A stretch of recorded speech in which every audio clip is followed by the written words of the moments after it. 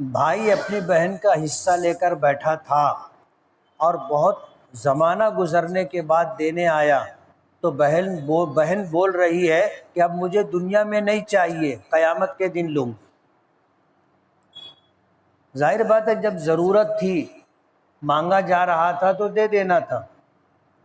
اور مستحب عمل یہ ہے کہ کسی کا انتقال ہو، اس کو دفن کر کے آؤ، گھر بیٹھ کر کے میراث تقسیم کرو۔ لیکن ہمارے یہاں ایسا ہوتا نہیں ہے، بجائے اس کے اچھا سمجھنے کے لوگ برا سمجھتے ہیں اور ایسا بولتے ہیں جیسے ابا کے مرے کا انتظار کرت رہا۔ تو جو لوگ لوگوں کے حق لے کر کے بیٹھے رہتے ہیں یہ گناہ کبیرہ کے مرتکب ہیں۔ میراث جلدی سے جلدی تقسیم کر دینا چاہیے۔ بعض لوگوں نے اپنی بہنوں کو حصہ دیا تو بہن نے کہا کہ جب دانت تھا تو چنے نہیں تھے اور اب چنے ملے ہیں تو دانت نہیں ہے، اسی لیے بہن نے کہا کہ اب میں نہیں لوں گی، وہاں دینا۔ سمجھ میں آئے گا؟